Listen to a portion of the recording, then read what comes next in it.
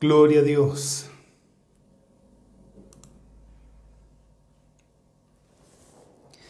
Bien, Dios los bendiga, mis queridos hermanos, hermanas en Cristo Jesús. Damos gracias en esta hermosa tarde por poder estar nuevamente reunidos para compartir la palabra de Dios. Soy el pastor Ángel Maldonado, desde aquí, desde la ciudad de Trujillo, Perú. Quiero extender un abrazo a todos los hermanos que integran este grupo de Facebook. Dios me los bendiga, Dios me los guarde, Dios me los llene con su Espíritu Santo y Dios los establezca hasta el día de su venida, hasta el día de la venida de su Hijo Jesucristo. Damos gracias al Señor por su fidelidad.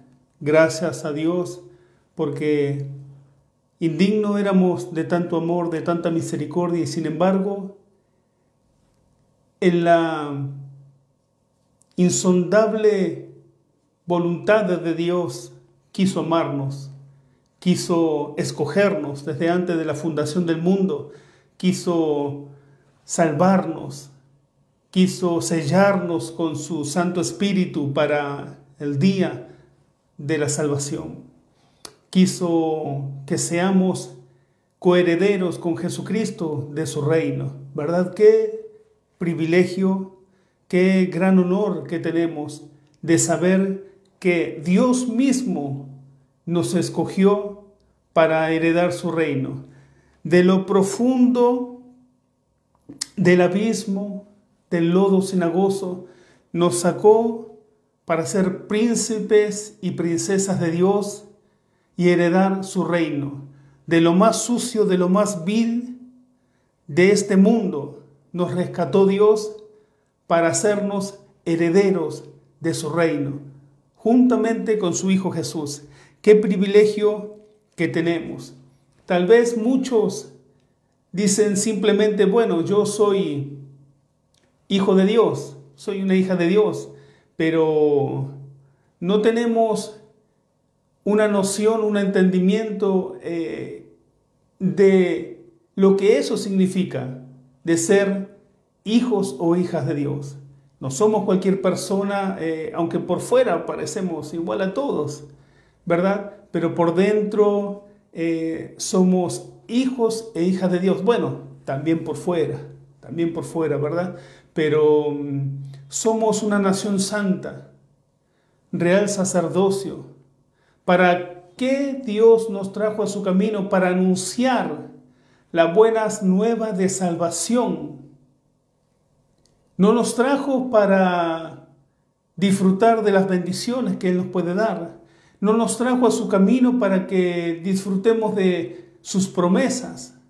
No solo nos trajo a su camino para ser salvos algún día. Nos trajo para que en este tiempo usted y yo anunciemos las buenas nuevas de salvación, para que seamos luz a los que están en tinieblas, para levantar a aquel que está caído, para sanar enfermos, libertar cautivos en el nombre de Jesús, para hacer la obra que Jesucristo le encomendó a los apóstoles y siguió luego la iglesia primitiva y a través de los tiempos se fue predicando el evangelio, los misioneros que fueron predicando el evangelio a todo el mundo y en este tiempo nos toca a nosotros anunciar la buena nueva de salvación a todos, sea testigo de Jehová, sea mormón, sea satanista, umbandista, sea lo que sea de la religión que sea. Nosotros debemos anunciar el reino de Dios y también demostrarlo. Pablo dijo, no vengo a ustedes con palabrería de hombre, con vanas palabrerías, sino vengo a ustedes con demostración del Espíritu. Y para eso debemos ser llenos del Espíritu Santo. Para que si no creen por la palabra, que crean por las obras. Porque a Jesús muchos no le creían por su palabra, pero cuando veían los milagros también creían. Seamos como Jesús. Procuremos dar un buen testimonio, esforzarnos, ser de buen ejemplo, ser cristiano verdadero dentro de la iglesia y fuera de la iglesia. Recuerde que su ministerio comienza en su hogar, con su familia. Allí comienza su ministerio. Entonces, anunciemos la buena nueva de salvación. Los adolescentes, los jóvenes que hoy están tan hundidos en el modernismo que hay en este mundo, ¿verdad? Los juegos de video, los animes, esos dibujos japoneses, que les hacen perder el tiempo, que trastornan su mente, que trastornan su espíritu, que cautivan su alma. Enseñémosles a nuestros jóvenes, a nuestros adolescentes, cuán importante es amar a Dios, poner a Dios por sobre todas las cosas y servir a Dios. Qué importante es que usted, como padre, como madre, ¿por qué? El Evangelio no se enseña solamente en la iglesia. No es solamente en la iglesia. Comienza en casa. Comienza en el hogar. Piensa en esto. Yo soy padre de familia. Soy pastor de una iglesia. Me subo al púlpito a enseñar la palabra de Dios, a hablar de amor, de misericordia. Y cuando estoy en casa golpeo a mis hijos. Maltrato a mi esposa. ¿Qué es lo que mis hijos van a ver? ¿Cómo el día de mañana yo puedo pretender que esos niños que van creciendo y viendo cómo es su padre, una cosa en la iglesia y otra cosa en el hogar, cómo puedo pretender yo que el día de mañana esos adolescentes, esos jóvenes sigan el camino de Dios? ¿Qué es lo primero que dicen? ¿Yo para qué voy a ir a la iglesia? Si mi papá se subía al púlpito a predicar el evangelio y luego en casa golpeaba a mamá, nos golpeaba a nosotros, nos hacía pasar necesidad. Y esa generación se va perdiendo. Esa generación va muriendo y le va dando la espalda a Dios. Hace un tiempo atrás estaba dando una enseñanza acerca de las generaciones futuras. Y hablaba acerca de Israel cuando salió de Egipto. Ellos habían salido de Egipto, Dios había hecho obras maravillosas, había hecho portentos, le había demostrado su poder, Dios había demostrado su gloria, no solo en Faraón, sino también en la naturaleza, en el mar. Les dio de comer pan por 40 años, les dio de beber agua, les dio de comer carne en el desierto. Sus ropas nunca se gastaron, sus zapatos nunca se gastaron, sus vestiduras nunca se envejecieron. Y la Biblia luego dice que se levantó una nueva generación. En Josué lo dice. Se levantó una nueva generación que no conocía a Jehová. ¿Cómo no la conocía? ¿Y los padres? Viendo todo lo que Dios hizo, nunca se ocuparon de enseñarle los estatutos y la palabra de Dios a sus hijos. Nunca. Fueron cayendo en el desierto, fueron muriendo, y toda esa generación que salió de Egipto, de todos ellos, solo 2 entraron a la tierra prometida, Caleb y Josué. Con la nueva generación que no conocían a Dios. Y por no conocer a Dios, al entrar a la tierra prometida, hicieron pacto con las naciones que estaban allí. Y se volvieron a los ídolos, a las costumbres de esas naciones paganas. ¿Por qué? Porque los padres no se ocuparon nunca de enseñarle el temor de Dios a sus hijos. Es lo que sucede hoy en la actualidad en la iglesia. Los padres están encerrados en sus problemas, cada uno en lo suyo, en sus problemas económicos, en sus problemas matrimoniales. Y los hijos van creciendo y van viendo que hay pelea, que hay discusiones en un lugar que supuestamente es cristiano. Hay maltrato, hay ofensas, hay golpes. Y el diablo se encarga de entretejer en el corazón de esos niños odio y rencor hacia el padre, hacia la madre, hacia la iglesia.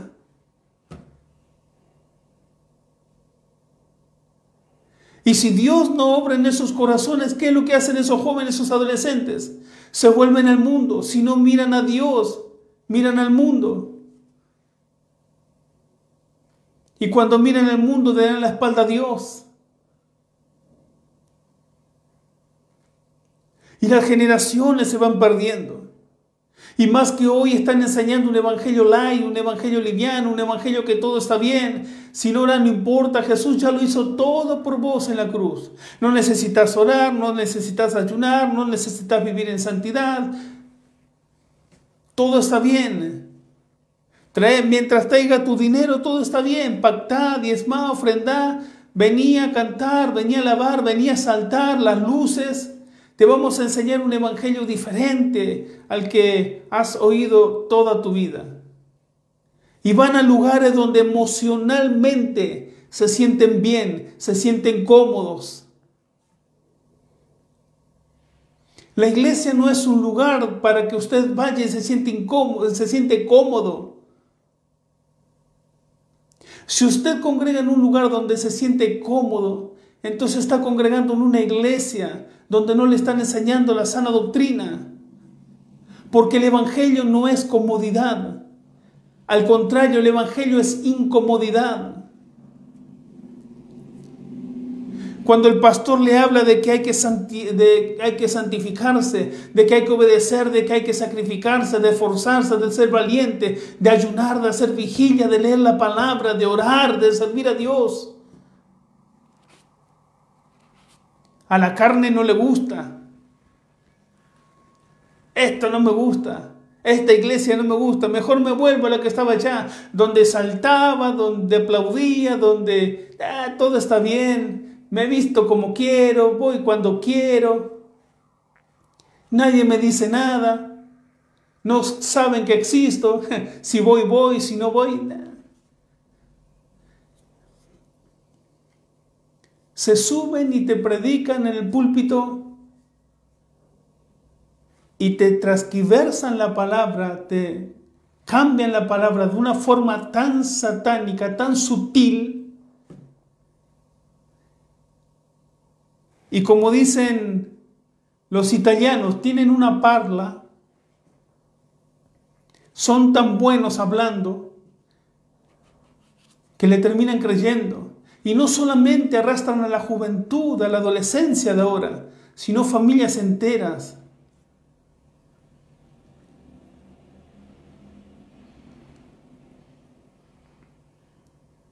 ¿Y qué fue del camino angosto? ¿Qué fue de la senda antigua?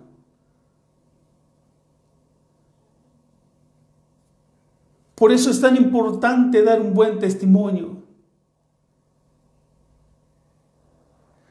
Porque usted, su pastorado, su servicio a Dios no comienza en la iglesia, comienza en su hogar, comienza con su esposa, sigue con sus hijos, luego va con los vecinos y luego con los parientes.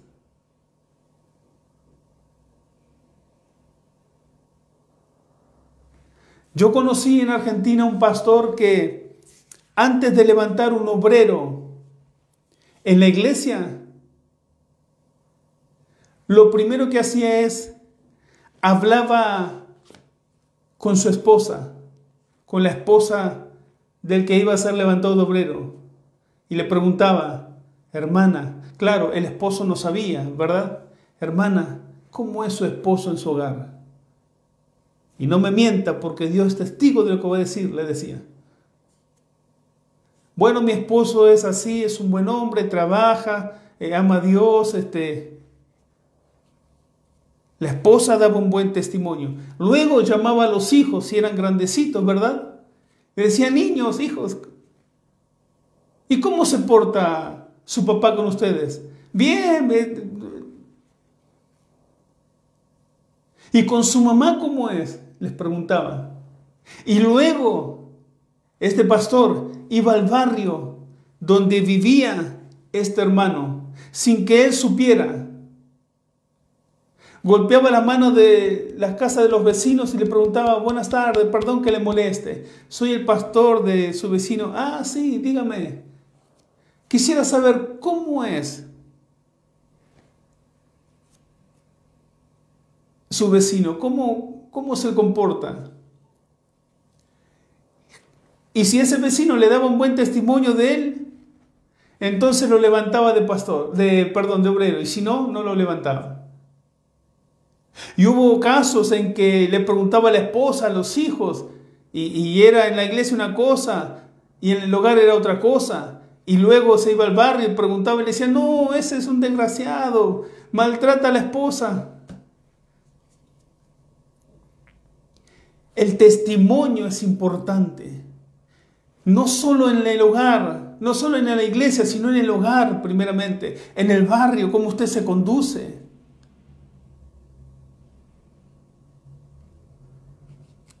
A veces, hermano, sabe, por experiencia le digo, a veces no es necesario la boca para predicar el evangelio. A veces tu testimonio solo predica.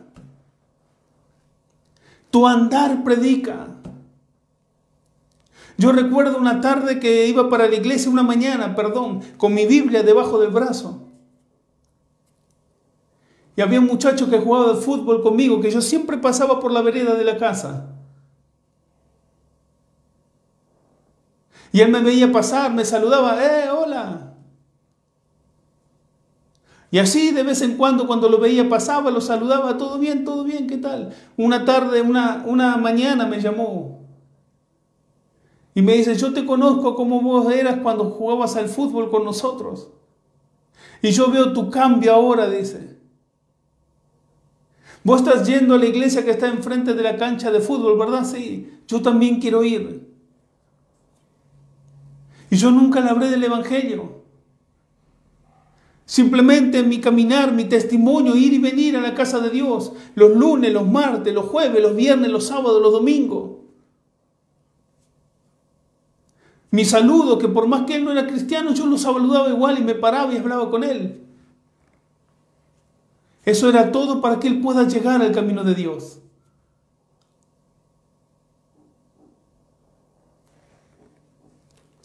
Estamos en este mundo, pero no somos de este mundo. El Señor nos llamó con una misión. No para estar sentado en la playa tomando sol. Que no está mal, pero no solamente para eso. No solamente, como les dije, para disfrutar sus bendiciones. Porque al terminar nuestra carrera vamos a dar cuenta de lo que hicimos con lo que Dios nos dio. Te salvé, te enseñé mi palabra, te enseñé mi camino. ¿Qué hiciste con todo lo que te enseñé, con todo lo que te di? ¿Con quién lo compartiste?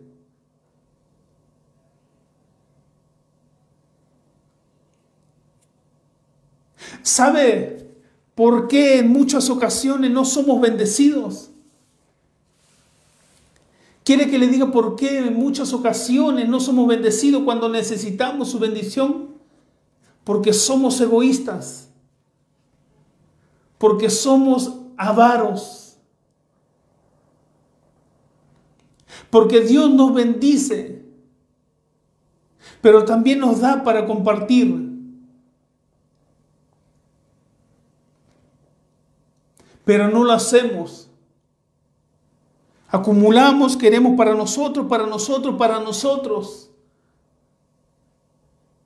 Entonces se corta la bendición de Dios, porque no entendemos lo que Dios quiere, cuál es la voluntad de Dios. Porque si Dios te regala 1 kilo de pan y viene alguien a golpearte la puerta de tu casa y te pide un pan, le decís: no, no tengo.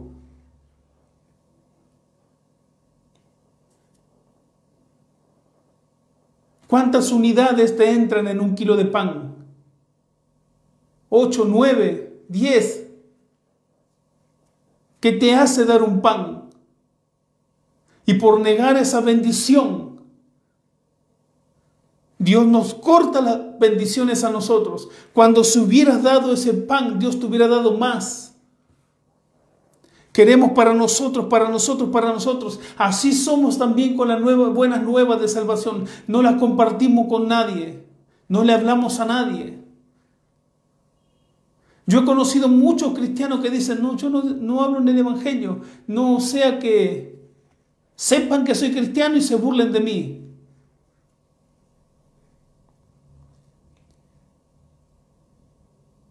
Jesús dijo, bienaventurado es dar que recibir. En todos los aspectos de nuestra vida, más en el evangelio, dar de gracia lo que de gracia recibiste. ¿Qué es gracia? Un regalo de Dios. No fuiste salvo por mérito alguno que hayas hecho, que hagamos hecho. No porque seamos tan bonitos, ni perfectos, ni porque seamos capaces, ni porque tengamos títulos. Fuiste salvo por misericordia, por amor Dios te escogió, nada más. Nada más. Y si creemos que Dios nos escogió porque somos especiales, estamos equivocados. Somos barro, somos polvo nada más. Y Dios te salvó. Cambió tu vida, tu hogar, tu matrimonio, tu familia. Cambió tu matrimonio, restauró tu matrimonio. ¿Cuántos matrimonios hay que de repente conocemos, que necesitan que cuentes tu experiencia y no lo hacemos? O que Dios te haya sanado de una enfermedad grande y conoces que alguien en tu trabajo, en la escuela, donde sea, también está pasando por una enfermedad grande y no decimos nada, no contestamos nada, no hablamos nada.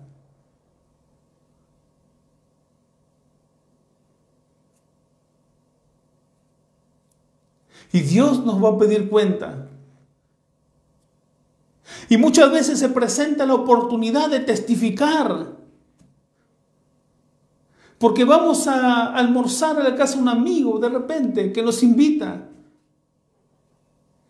Y Jesús hizo algo maravilloso en nosotros, nos sanó, nos libertó de algún vicio.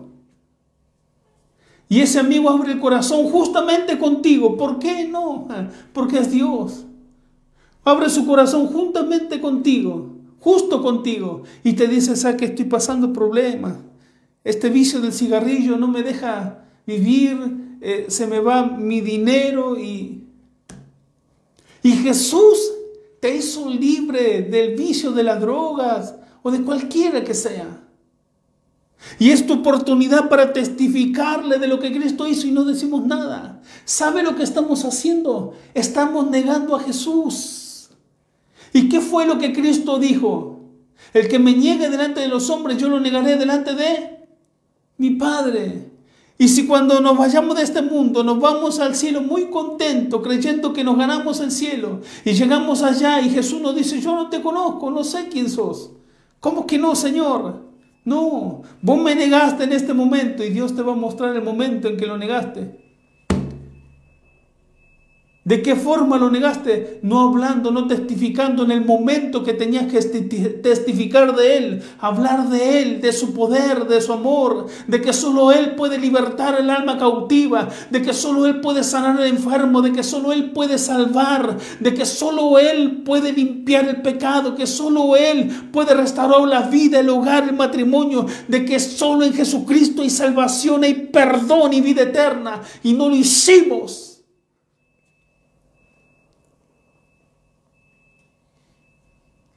Ahora, si el Señor te niega allá arriba, ¿dónde crees que será tu morada? ¿Dónde será mi morada si el Señor me niega allá arriba?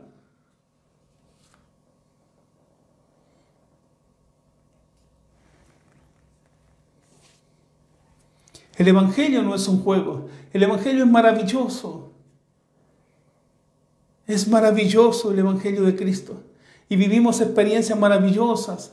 Prueba, lucha, claro, dolor, angustia, llanto, muchas injusticias. pero es maravilloso el saber que Dios nos escogió a nosotros para predicar el Evangelio. Qué hermosa responsabilidad, grande, pero hermosa. ¿Sí? Quiero compartir con ustedes la palabra del Señor. No tenía pensado hablar de estas cosas, Dios sabe por qué. Pero quiero compartir una reflexión de la palabra de Dios en esta tarde. Se encuentra en el libro de Hechos, capítulo 4, verso 23 en adelante. Antes de pasar a la palabra del Señor, quiero decirle que tenemos dos canales en YouTube. ¿Sí? Tenemos dos canales. Uno es del grupo de la iglesia. ¿Sí? Se llama La Casa de mi Padre, ¿sí? Con el logo de la casa. ¿Sí? Búsquenos, suscríbase al canal, comparta nuestro canal. Lo único que anhelamos es predicar el Evangelio y llegar a las almas que necesitan de Jesús. Predicamos el verdadero Evangelio, la palabra de Dios tal cual está escrita allí, ¿verdad? Y el otro canal que tenemos es el poder del Evangelio, ¿sí? Así se llama el canal. Tiene un mundo, ¿sí? En color amarillo con una espada que lo traspasa. Le invito a que se suscriba a ese canal. Cualquiera de los dos canales, ayúdenos, apóyenos a crecer en este medio, ¿verdad? Que tan importante es, también se ha vuelto importante para alcanzar lugares que nunca pensamos alcanzar, ¿verdad? Tal vez hay personas en algún lado de Latinoamérica que necesitan una palabra.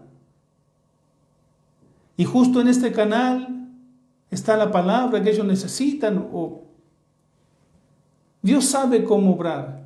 Simplemente los invitamos. Aquí el protagonista no soy yo, es Dios, es Jesús, es su obra en la cruz, ¿verdad?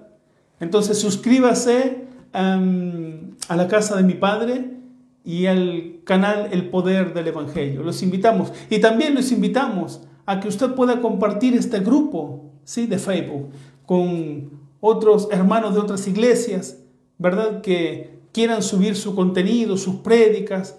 Es de bendición para nosotros. Chequeamos todo lo que se sube, oímos las prédicas que se dan y filtramos todo. Lo que no es de Dios se saca y lo que es de Dios se queda. Amén. Vamos a la palabra del Señor. Hechos capítulo 4, verso 23 en adelante dice así: en el nombre poderoso de Cristo. Y puestos en libertad, habla de Pedro y Juan, ¿verdad? Vinieron a los suyos y contaron todo lo que los principales sacerdotes y los ancianos les habían dicho. Y ellos, habiéndolo oído, alzaron unánime la voz a Dios. Y dijeron: soberano Señor, tú eres el Dios que hiciste el cielo y la tierra, el mar y todo lo que en ellos hay. Que por boca de David tu siervo dijiste: ¿por qué se amotinan las gentes y los pueblos piensan cosas vanas? Se reunieron los reyes de la tierra y los príncipes se juntaron en uno contra el Señor y contra su Cristo, porque verdaderamente se unieron en esta ciudad contra tu santo Hijo Jesús, a quien ungiste, Herodes y Poncio Pilato, con los gentiles y el pueblo de Israel, para hacer cuanto tu mano y tu consejo habían antes determinado que sucediera. Y ahora, Señor, mira sus amenazas y conoce a tus siervos, y concede perdón a tus siervos, que con todo denuedo hablen tu palabra, mientras extiendes tu mano para que se hagan sanidades y señales y prodigios mediante el nombre de tu santo Hijo Jesús. Escuche, verso 31, cuando hubieron orado, el lugar en que estaban congregados tembló, y todos fueron llenos del Espíritu Santo y hablaban con denuedo la palabra de Dios. Amén. Después de que Pedro y Juan hablaran ante el concilio y empezaran a hablar las verdades eternas, hubo el gran alboroto, no solamente por eso, sino porque hubo un hombre que fue sano, ¿verdad? Y le intimaron los sacerdotes y toda la gente religiosa a que no hablaran más en el nombre de Jesús. Ahora, al haber sucedido esto, ¿Qué es lo que hicieron Pedro y Juan? ¿Qué decisión tomaron? ¿Qué postura tomaron? ¿Qué actitud tuvieron ante estas amenazas, ante lo que le dijeron, ante este inminente peligro? No salieron despavoridos corriendo a otro lugar a predicar, a otro pueblo, a otro lugar, no. Hicieron lo que todo verdadero cristiano debe hacer: buscar ayuda en la iglesia, en los hermanos, confiar en la oración de los hermanos. Dice el verso 23, puesto en libertad, vinieron a lo suyo, de decir a sus hermanos, y contaron todo lo que los principales sacerdotes y los ancianos les habían dicho. Y los hermanos, habiéndolo oído, qué importante es que cuando un hermanito está pasando por prueba, está pasando por lucha, qué importante es que nosotros como ministros de Dios o todos los hermanos podamos prestar oído. Dedicarle tiempo para oír al hermano su problema, su necesidad, y luego orar con él. Qué importante es que el hermano pueda confiar en nosotros. A veces las almas se pierden por los malos testimonios que dan los pastores. Malos, malísimos, asquerosos testimonios que dan los pastores. Y se apartan del camino, se van de la iglesia. Le dan la espalda a Dios y su corazón se llena de rencores. Pero qué importante es cuando el pastor dedica tiempo a las ovejas. Qué importante es cuando un hermano que está pasando por prueba y lucha arregla con otro hermano para poder ir a la casa, contarle su problema y que ese hermano ore por él. Qué importante es que los hermanos confíen en nosotros. Qué importante es que demos un buen testimonio. Y ellos, habiéndolo oído, alzaron unánime la voz a Dios. Todos juntos oraron, junto con Pedro y con Juan y todos los hermanos que estaban ahí. No salieron corriendo despavoridos. Ninguno dijo, no, vamos a callarnos, no hablamos más. No. ¿Puede usted ver esto? ¿Puede usted entender esto? Ellos habían sido amenazados no solamente por hombres comunes, sino también por hombres que eran de autoridad y tenían poder en esa época. Principales sacerdotes y toda esa gente que estaba allí gobernando lo religioso. Y Pedro y Juan corrieron a sus hermanos a buscar socorro, a buscar auxilio, a que puedan orar con él para que puedan fortalecerse y seguir adelante. Y la iglesia lo recibió, la iglesia lo oyó y los hermanos oraron juntamente con ellos. Y cuando terminaron de hacer la oración, una oración sabia, una oración inteligente, fíjense que ellos no pidieron que aquellos que lo amenazaron caigan muertos. Perdón.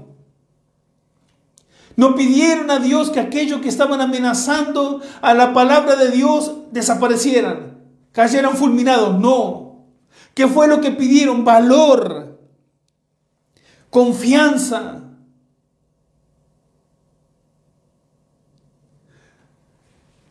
Y le dijeron, Señor, mire esta parte aquí.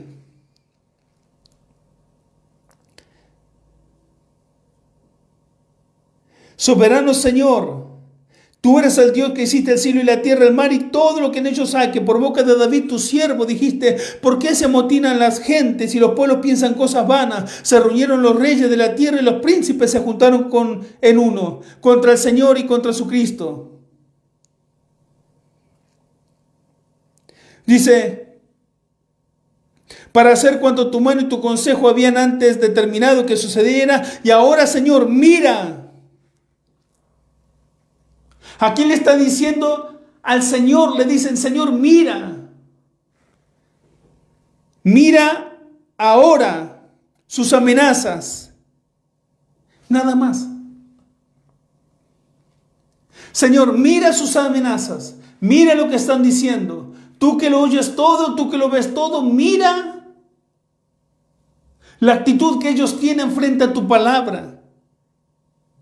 Y se amotinan contra ti y contra tu Hijo Jesucristo, no contra nosotros. Señor, concédenos a tu siervo que con todo de nuevo hable en tu palabra. Nada más. No pidieron venganza. No pidieron que Dios lo destruya. Eso es una oración sabia, una oración inteligente, una oración que Dios oye, una oración que a Dios le agrada. Señor, tú oyes lo que ellos dijeron y las amenazas que nos dieron. Tú los oíste porque tú estabas allí con nosotros. Señor, pero te pedimos que tú nos des fuerza, que tú nos des valor para seguir adelante. A pesar de sus amenazas, a pesar de lo que digan, a pesar de lo que hagan, danos valor para seguir adelante. Danos fuerza, danos confianza. Danos fervor para seguir predicando, a pesar de lo que ellos piensen. Ayúdanos, Señor. Y cuando hubieron terminado de orar, como la oración fue grata y sincera delante de Dios, el lugar en que estaban tembló y todos fueron llenos del Espíritu Santo. Y el verso 32 dice: la multitud de los que habían creído eran de un corazón y un alma, y ninguno decía ser suyo propio nada de lo que poseía, sino que tenían todas las cosas en común. Y con gran poder, escuche, verso 33 del capítulo 4 de Hechos, y con gran poder los apóstoles daban testimonio de la resurrección del Señor Jesús, y abundante gracia era sobre todos ellos.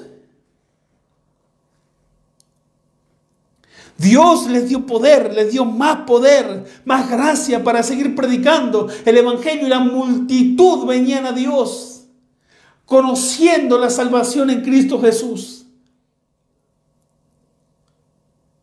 Eso es una iglesia unida, eso es un pueblo unido con una visión, con una misma visión, establecer la palabra de Dios en ese lugar, predicar el Evangelio.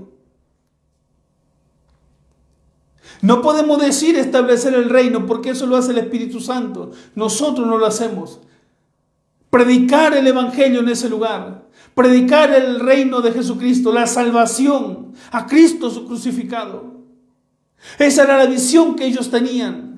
Y seguían adelante, a pesar de las amenazas, a pesar de todo, seguían predicando el Evangelio. Y el Señor los volvió a llenar con el Espíritu, los renovó, los fortaleció, los restauró, les dio ánimo, les dio aliento, fortaleza, y siguieron aún con más denuedo predicando el Evangelio. Y las almas venían por montones a los pies de Cristo.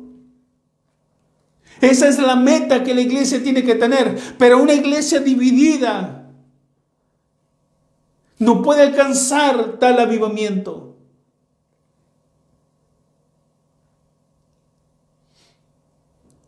Por eso es necesario, cuando usted está en problemas, en luchas, usted debe correr a aquellos hermanos que son espirituales, que le pueden dar un consejo sabio, una palabra que pueda venir de parte de Dios, no cualquier palabrerías. Nunca usted vaya a un cristiano que es carnal, porque le va a decir cualquier cosa. Y no va a ser un consejo sabio, ni mucho menos bueno. Usted busque a aquellos que son espirituales, que sabe que son espirituales. Y busque de ellos consejo. Pero antes de contarle su problema, vaya orando: Señor, usa a mi hermano. Dale una palabra, Señor, para que me pueda hablar. Y esa palabra, Señor, pueda ser de fortaleza y ánimo para mi vida. Úsalo, Señor. Y vaya a ese hermano que usted sabe que es espiritual, que ora, que lee la palabra, que congrega, que dé buen testimonio. A él vaya. La iglesia que se une es una iglesia que alcanza metas en el camino de Dios, que puede traer para su barrio o su ciudad un avivamiento. Pedro y Juan acudieron a sus hermanos, oraron juntos y Dios los llenó para seguir predicando el Evangelio. Si yo le preguntara a usted, hermano, hermana, ¿Para qué quiere ser lleno del Espíritu Santo? ¿Para qué quiere hablar en lenguas? ¿Qué me diría usted? Yo quiero ser lleno del Espíritu Santo, también quiero tener esa experiencia, quiero hablar en lenguas. ¿Para qué? ¿Para qué quiere ser lleno del Espíritu de Dios? Para hablar en lenguas. ¿Nada más? Yo quiero ser lleno de ese poder. Yo quiero tener esa experiencia que tuvieron los 120 allí en el aposento alto. ¿Para qué? Porque si usted me dice solamente para hablar en lengua, para saber qué se siente, está equivocado. Y usted nunca va a ser lleno. Porque si esa es su mentalidad, nunca va a ser lleno. ¿Y qué es lo correcto, pastor? ¿Qué tengo que pensar? ¿Para qué quiero ser lleno? Para predicar el Evangelio. No solamente con palabra de poder, sino con hechos. Porque el Evangelio no solamente se habla, se demuestra. Sanando a los enfermos, libertando a los cautivos. Haciendo milagros, prodigios en el nombre de Jesús. Para eso debemos ser llenos. Para estar firme contra las acechanzas del diablo. Y la iglesia de hoy está tan lejos de ser como la iglesia primitiva. Tan lejos, perdió el rumbo. Y está tan lejos de la senda antigua que no sabe cómo volver. Y es más, no sé si quiere volver. La verdadera iglesia aquí en la tierra, que el Señor siempre nos mantenga en la senda antigua. La nueva iglesia que se levantó ahora, la iglesia light, la iglesia sensacionalista, lejísimos de la iglesia primitiva, años luz de ser como la iglesia primitiva. Pero hay un remanente que anhela y sueña ser como la iglesia primitiva, demostrando el poder de Jesucristo, demostrando la palabra de Dios.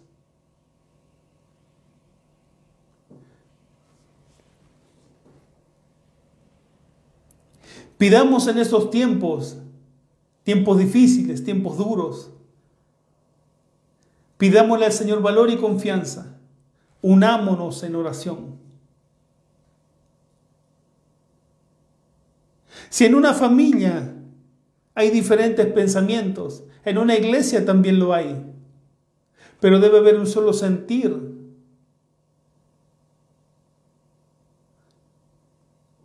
Y debemos dejar de lado esa diferencia de pensamientos para unirnos y hacer la obra que Cristo quiere que hagamos. Una iglesia que se distrae en discutir en doctrinas,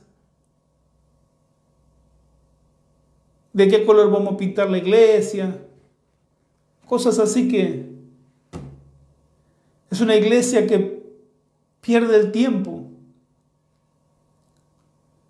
que discuten por cosas triviales, sin sentidos. Es una iglesia que pierde el tiempo, que se desenfoca.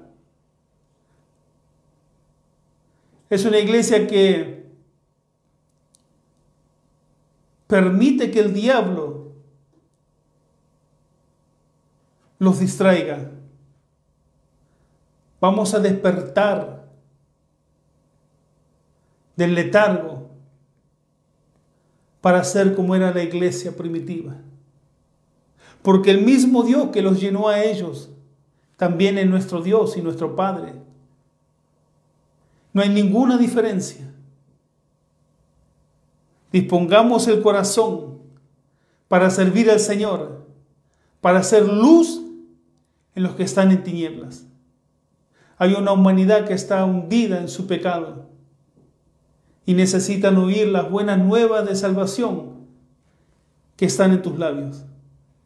No cierres tu boca, abre tu boca, dice el Señor, y yo la llenaré.